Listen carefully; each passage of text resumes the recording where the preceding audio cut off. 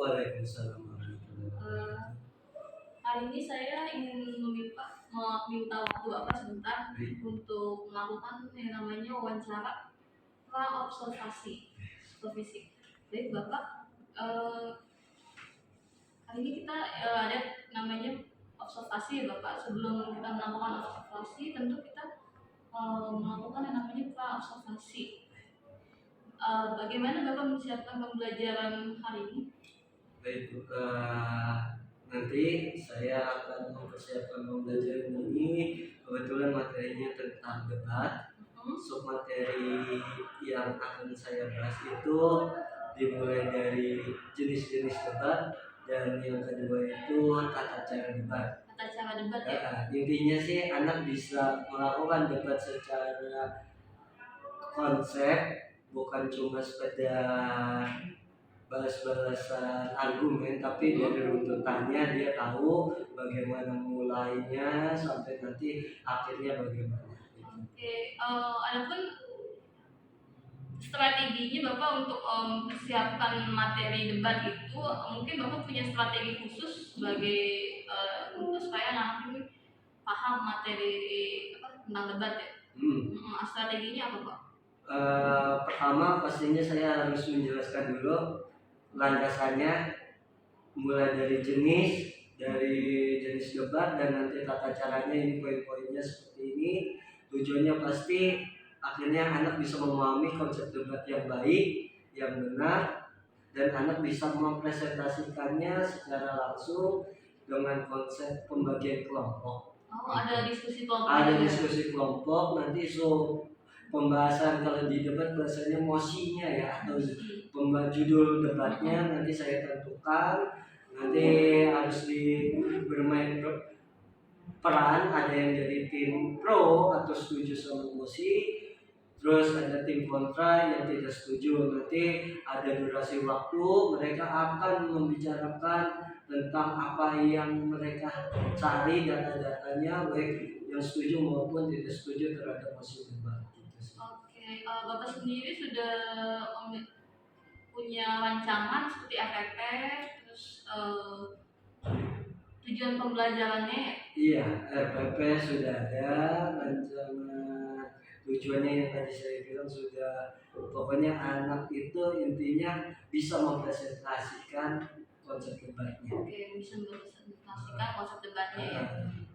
Untuk penilaiannya bagaimana Pak terhadap siswa konsep debatnya? Konsep debat penilaiannya itu lebih ke aktifan anak, walaupun nanti kelompok, tetap yang saya nilai adalah individu, bagaimana mereka bisa menyampaikan dengan baik. Boleh pakai catatan, tapi bukan berarti harus full baca. Jadi mereka harus mulai dengan gagasannya dulu, kerangka berpikirnya dicatat. Ada lembar kerjanya Pak, misalnya yang LKPD gitu ada?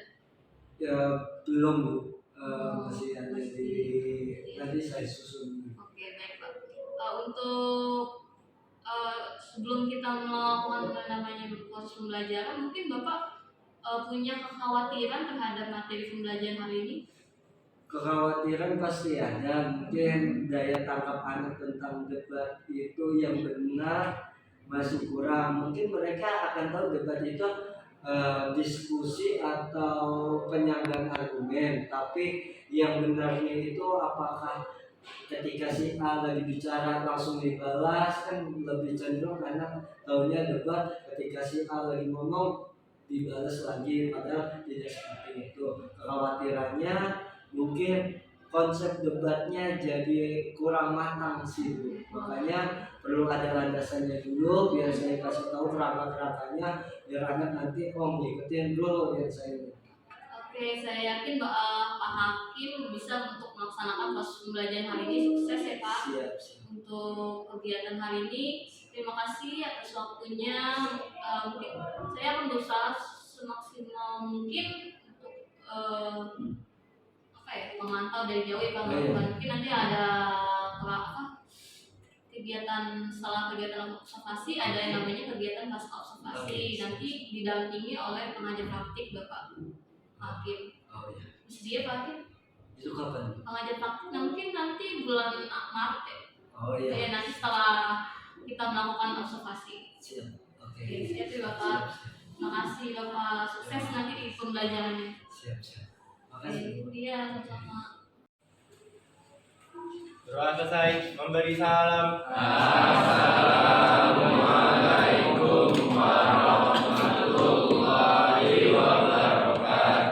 Waalaikumsalam warahmatullahi wabarakatuh. Terima kasih nak. Oke. Selamat pagi kelas 10 TKJ 1. Pagi.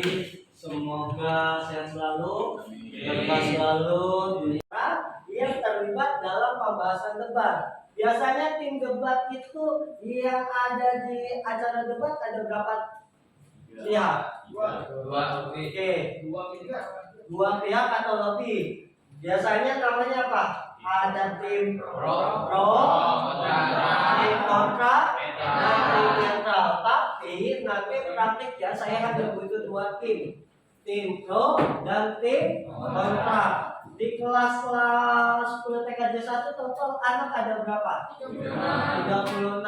Nanti saya akan bikin kisaran 10 kelompok. Jadi nanti ada kelompok lain yang isinya cuma 3, ada yang 4. Kan saling beradu.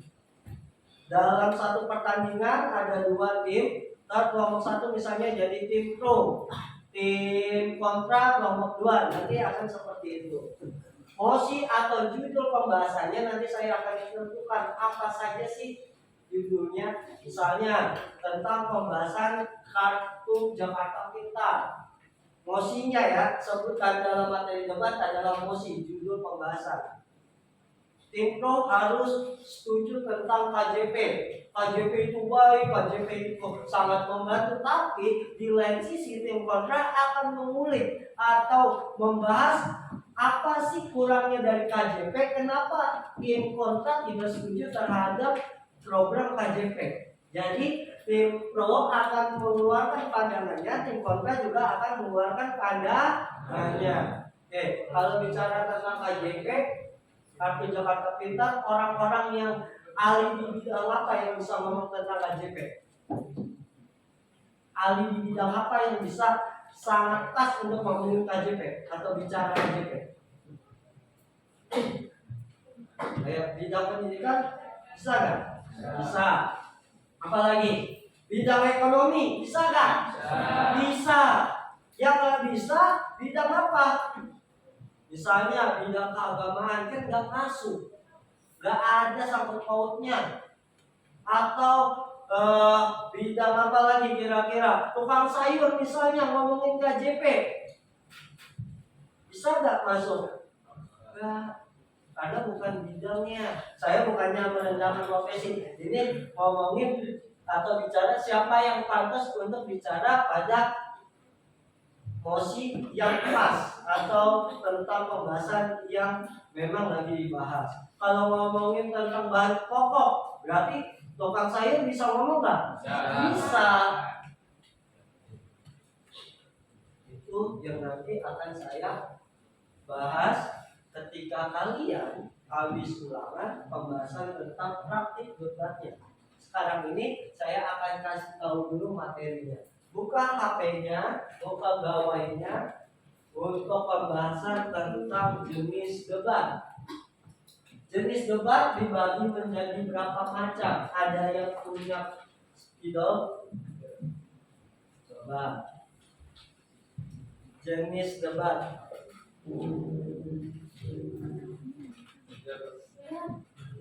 Ada lagi? Jenis debat.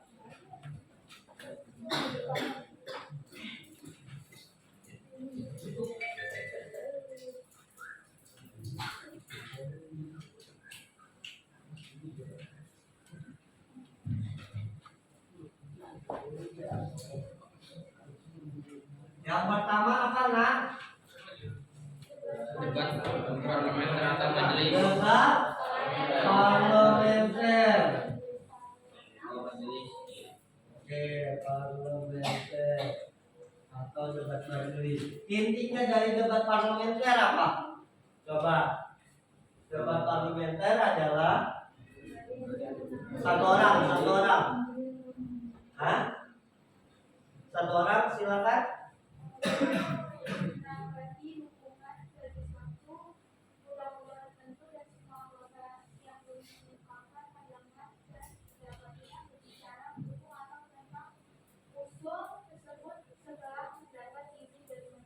Oke, ini konsepnya yang ada di sidang DPR ketika pembahasan tentang apa undang-undang, pengesahan undang-undang,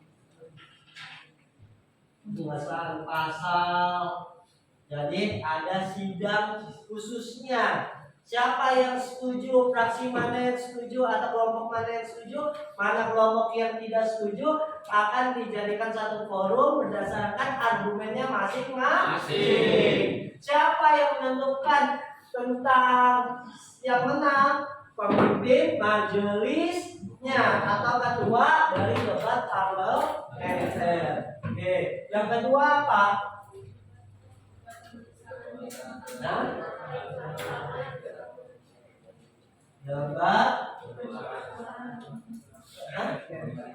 pemeriksaan. Debat pemeriksaan ulangan. Intinya apa? Kita coba. Intinya apa? Debat dari pemeriksaan ulangan.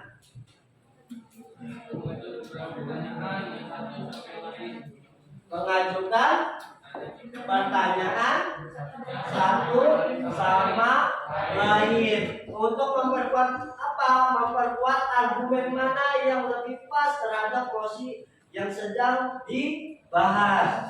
Dibahas tuh argumen dari tim A tentang pro terhadap posisi ini dibahas. Tim kontra juga akan dibahas. Namanya debat pemeriksaan ulangan dengan mengajukan pertanyaan tentang mosi atau judul debat. Yang ketiga apa nak?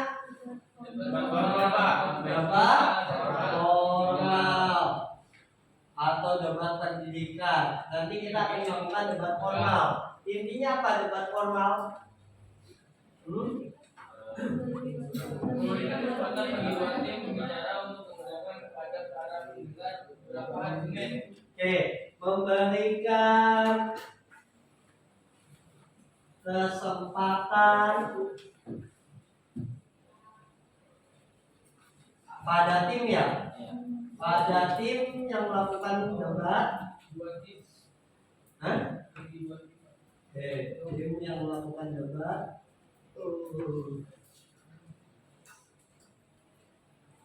Untuk menyampaikan apa? Argumen atau pendapat.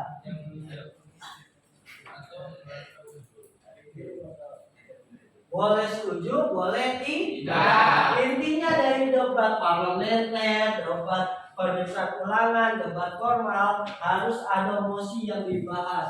Mosinya ini mencakup pro atau kontra. Itu aja.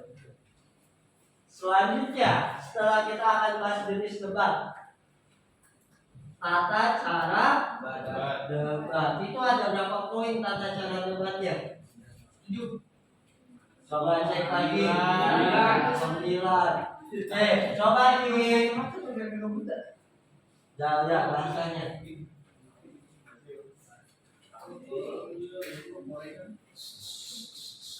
Sekali lagi ada yang mau ngomong kasar, saya keluarin.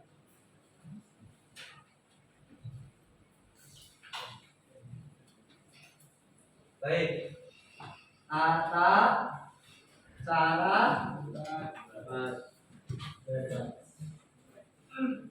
yang pertama apa nak? Satu orang, ayo. Ntar gantian. Yang pertama pertanyaan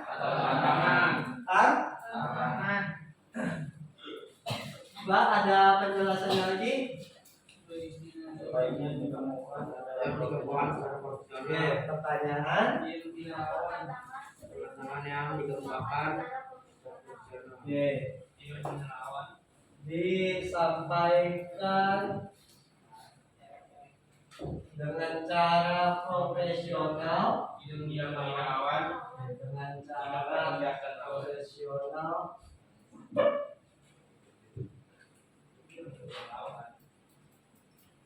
tanpa menghina.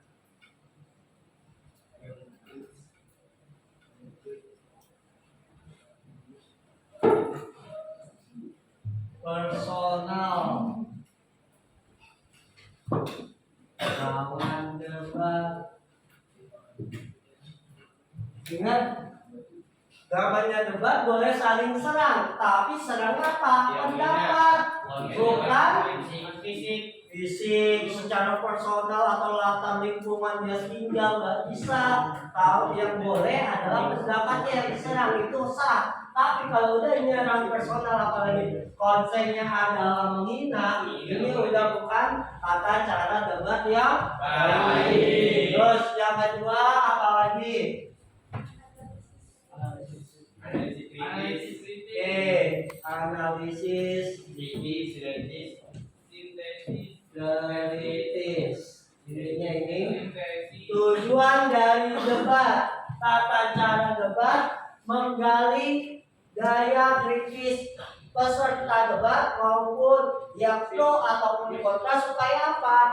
Yang sedang melakukan debat itu mempunyai daya nalar kritis yang baik terhadap sesuatu pembahasan. Oke, orang yang melakukan debat apakah ujuk-ujuk langsung debat? Tidak. Membuat kerangka berpikir dulu, catatan dulu. Makanya akan melihat sesuatu dari sudut pandang yang berbeda. Ini akan meningkatkan analisis kritis terhadap pembahasan yang akan kalian bahas dalam PTS. Yang ketiga apa? Fokus pada posisi lawan atau lawan. Fokus pada pendapat atau argumen lawan. Fokusnya pada apa, nak? Pendapat atau lawannya? Pendapatnya, bukan lawannya. Jangan sampai ketika debat kamu dapat lawan yang emang musuh kamu, kamu nyerangnya personal. Ini udah pasti gagal. Gak boleh. Yang diserang apa? Pendapat. Dicari titik lemahnya. Wah, ini gak bagus nih, saya serang di sini. Baru itu debat. Tapi ketika kamu udah melihat yang lawan, apalagi memang dalam kehidupan sehari-hari kamu anggap itu lawan, udah salah. Udah bisa. Terus yang keempat apa?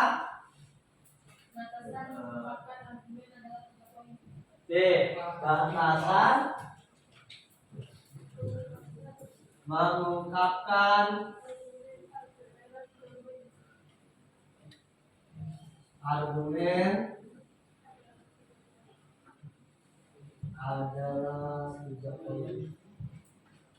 3 poin penting. Silakan dijabarkan secara luas.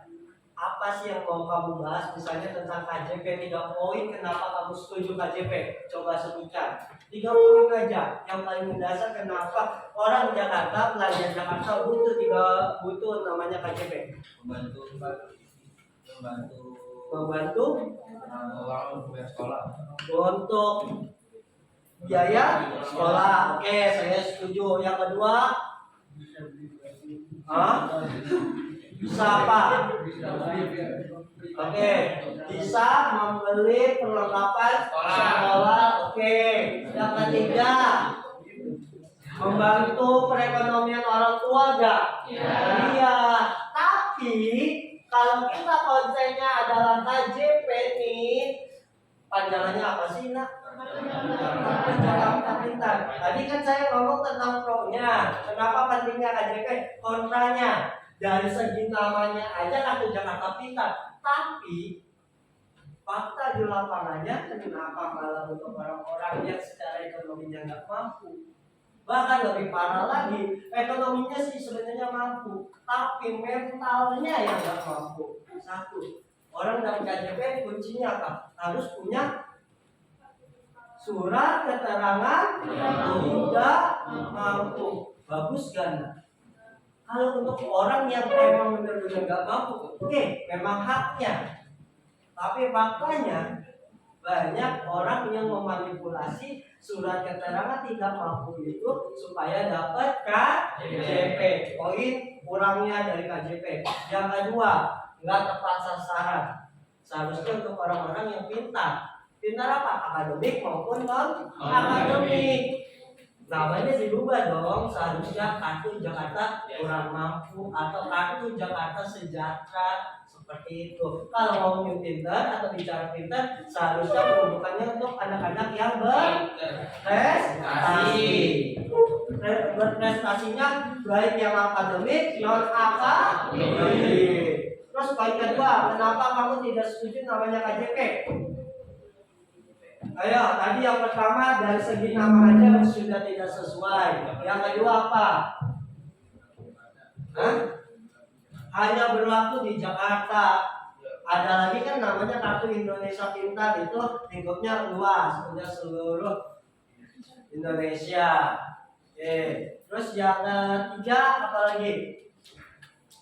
Ayo, yang ketiga. Peruntukannya tidak pas. Nah, untuk orang-orang yang sebenarnya ini tujuannya untuk apa sih? Kalau memang untuk pintar ya seharusnya anak-anak yang pintar, bukan yang tidak mampu. Kalau mau kartu Jakarta untuk keseluruhan pelajar Jakarta, ya udah kartu pelajar Jakarta, simple. Nah, KPJ cuma dibalik aja lah. Indonesia apa sih yang enggak soal istilah kan? Iya. KJP diubah jadi KPJ, kartu pelajar Jakarta. Jadi apapun latar belakangnya, orang Jakarta yang masih pelajar punya hak untuk dapetin kartu Jakarta Pintar dengan istilah yang terbaru. Oke, itu poin-poinnya. Yang kelima apa? Misalnya kalau orang kecelakaan di jalan biasanya yang nggak logis-logisnya apa alasannya? Satu, dari tunggal. Terus yang kedua apa?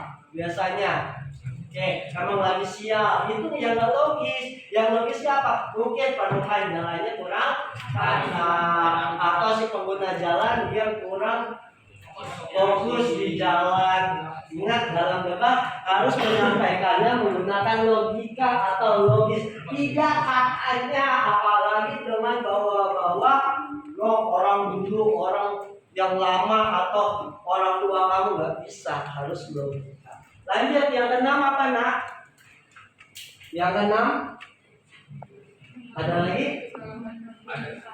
Hah? Mengetahui kesalahan umum terus? dalam berpikir seperti kesalahan.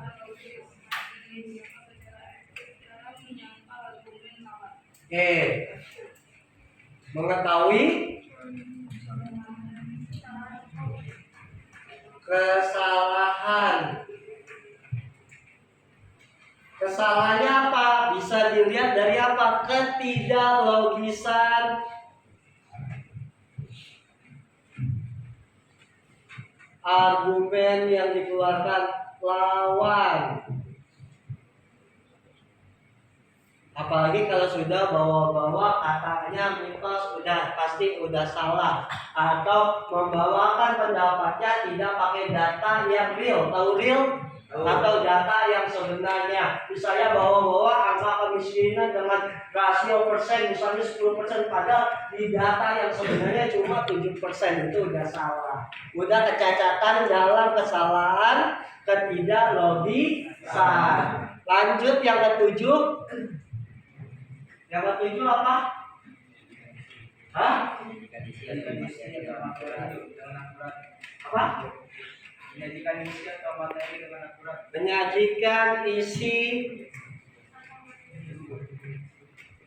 Menyajikan isi materi yang akurat. Fokus sama data yang disampaikan. Kalau bahas KJP, fokusnya ya udah di KJP, jangan kemana-mana lebar. Kamu kan sering nonton debat nih acara TV. Kadang pembahasannya tentang apa? ke belakang-belakangnya malah jadi nggak fokus. Jadi datanya atau sajian isinya kurang akurat. Seharusnya yang akurat apa? Fokus pada materi yang dibahas. Lanjut yang ke-8. Yang ke-8.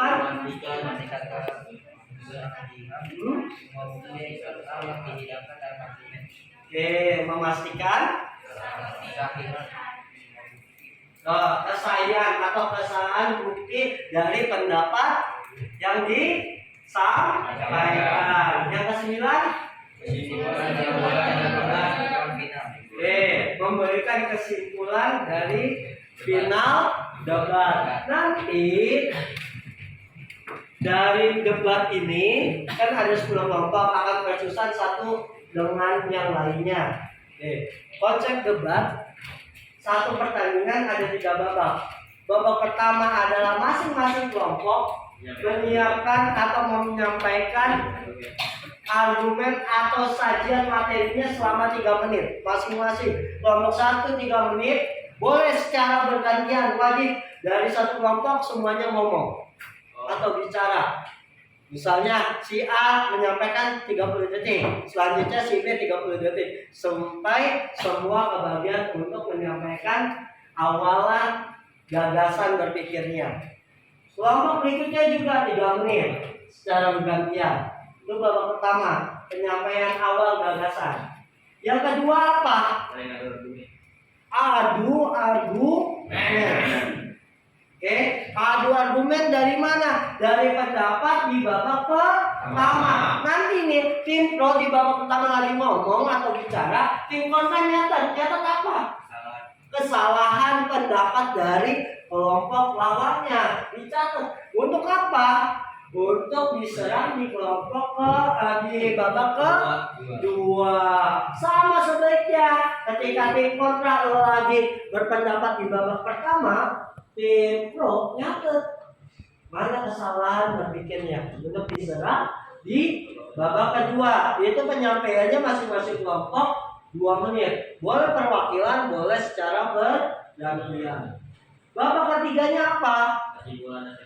Kesimpulan atau penegasan kembali masing-masing kelompok.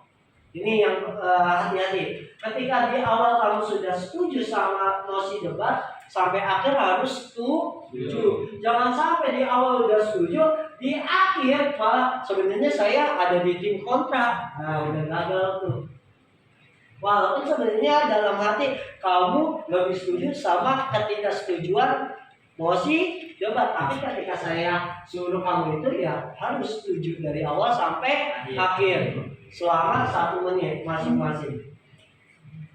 Saya ulang lagi, debat ada berapa babak? 3. Yang pertama namanya apa? Babak pertama penyampaian argumen atau penyampaian materi. Babak kedua adu atau sanggahan argumen. Saya tidak setuju tentang pendapat Anda di kelompok di babak pertama. Apa aja yang tidak setuju, berikan alasannya. Babak ketiga apa? Penegasan kembali atau kesimpulan dari masing-masing tim debat. Saya ulang lagi, orang-orang yang terlibat dari debat siapa saja? Ada tim pro, tim yang setuju debat. Yang kedua, tim kontra. Apa tim kontra? Nah, yang tidak setuju terhadap mosi debat. Terus tim netral ya? Tapi tidak saya pakai karena tim netral cenderung lebih cari aman. Dia nggak setuju, dibilang setuju enggak, kayak orang cari aman. Makanya saya nggak pakai tim netral. Terus orang yang menjalankan diskusi sebutannya apa? Moderator. Mungkin kalian bisa kenal namanya Najwa Shihab atau Andi Ilyas. Mungkin kalian populernya adalah Najwa Shihab. Lebih cair biasanya. Kalau Andi Ilyas aku biasanya benar-benar kayak sistem debat zaman dulu. Kalau Najwa Shihab lebih ke debat zaman sekarang yang lebih fresh, lebih segar. Tadi ada tim pro, tim kontra, tim netral, terus yang ngejalanin debat adalah moderator. Terus apa lagi? Notulen atau notula. Apa? Orang yang mencatat kesimpulan atau isi debat yang sedang dijalankan. Tim pro ngomong apa, tim kontra bicara tentang apa, kesimpulannya dibuat oleh notula. Oke. Terus ada lagi, tim apa lagi? Tim yang ngatur waktunya. Jadi yang memberikan batasan waktu bukan moderator, tapi tim yang nyatet waktu, namanya timekeeper.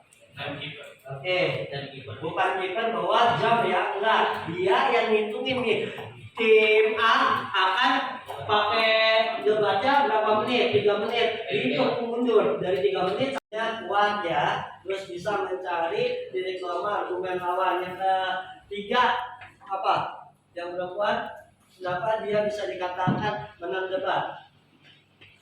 Ayo. Dalam debat punya sikap tenang bagus gak? Bagus, nggak gampang kepancing. Itu penting nak, sikap itu penting. Kalau kan yang tadi saya bilang, ketika debat itu fokusnya malah nyerang personal, sudah bisa dikatakan dia gagal debat. Nanti diperhatikan mana nih yang lebih nyerang personal. Nanti bisa jadi nilai apa? Nilai minusnya dalam penentuan siapa yang juara. Terus apa lagi?